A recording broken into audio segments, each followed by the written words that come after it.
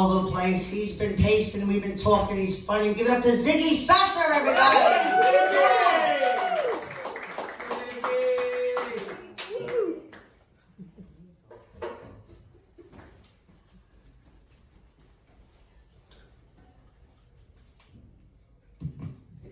I brought my own mic because I didn't have any magnums.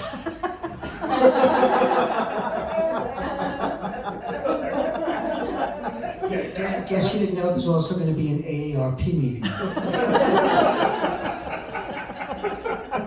I retired after working 35 years in Social Security, but they think I'm still in the bathroom.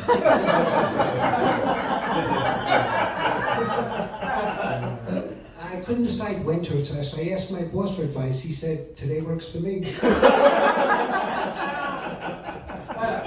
At my job, I interviewed a woman who told me she worked at a Whole Foods. I said, I used to go to the one on Houston Street. I love their bread pudding. She said, I made their bread pudding. I said, it was so delicious. Why did they stop selling it? She said, you were the only one buying it. That's the most exciting thing that happened to me in 35 years at work.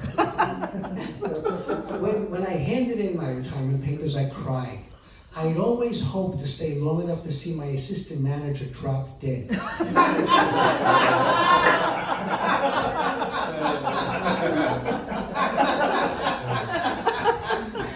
I was so embarrassed for crying that I ran to the bathroom, and the boss came in after me and said, look, we really like you can stay as long as you want.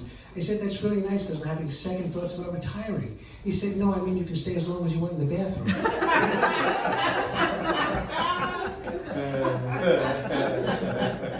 I asked a friend how she knew when to retire, and she said, God will give you a sign. The next second I fell, tore my Achilles tendon, broke my collarbone. Is God too old to text? Yeah. I know. My wife was against it. She said, you'll be bored, you're not going to accomplish anything, you'll hate it. She just described my job. She said, if you're going to be home, get rid of the junk in your closet. I mentioned that to my neighbor, and he said, when you come out of the closet with your junk, bring it to me, I'll show you what to do with it.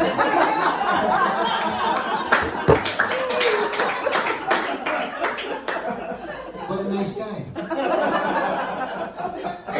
Now that we're home, we're finding things that we haven't seen in years. My wife was going through our DVDs. Yes, we still have DVDs. And she found one of those big red Netflix envelopes. Remember when they used to send us DVDs and stuff? So she found it, she put her hand in it, and she pulled out an empty envelope for a movie called A Christmas Tale. And she said, I told you to mail this back 10 years ago. I said, I've been busy. She said, we can have a $10,000 fine, or they might lock us up for harboring an illegal renter.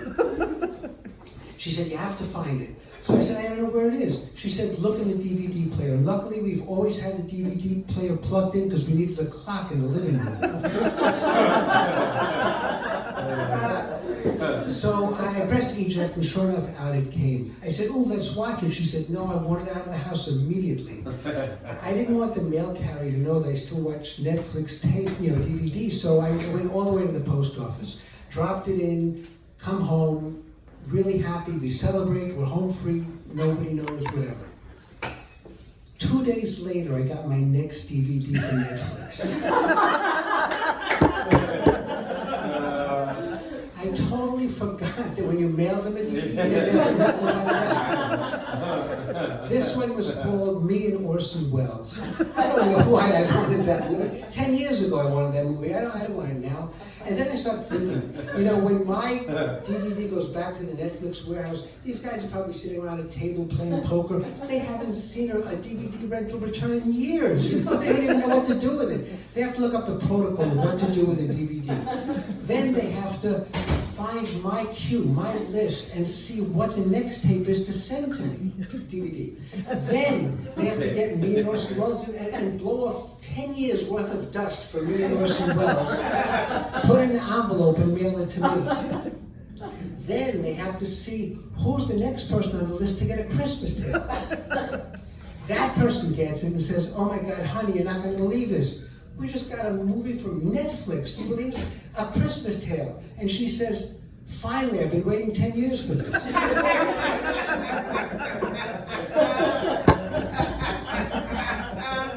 And And he says, I thought we were waiting for me and Orson Welles. Now I see that this is going to outlive us. So, you know, the ideal thing would be to be buried with my last rental, Dead Men Don't Wear Plaid.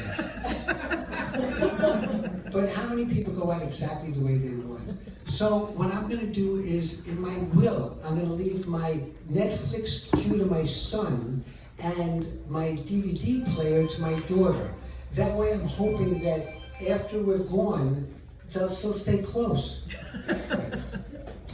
I think that was my daughter, no.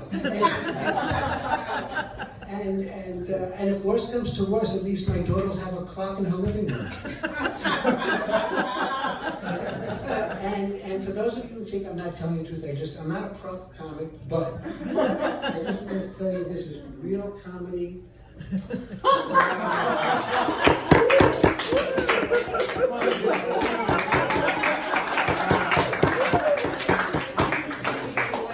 This is me and Orson Welles.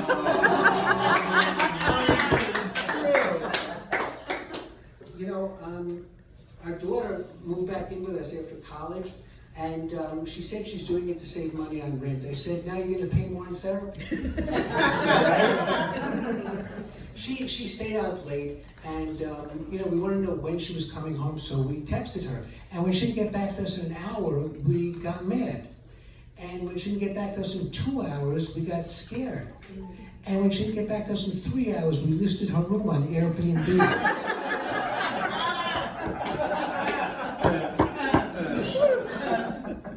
She said, treat me like a roommate, not your daughter. I said, pay rent. Our bird hates her, he flies to her and bites her. I asked the vet about it, and he said it's hormonal, but it's too expensive to get either of them fixed. I'm really toilet training him, it's true. Like when I know he's about to poop, I put him on the edge of a little garbage pail, but basically it's a crapshoot. I shouldn't end on a groan, wait.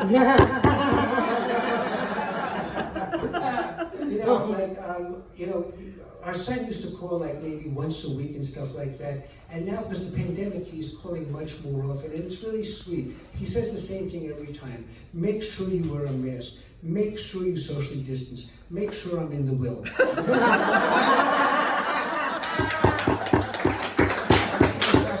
very much.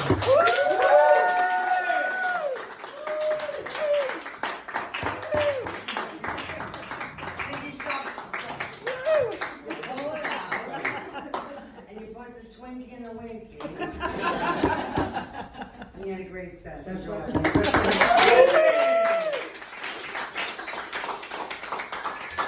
I'll see you in Florida.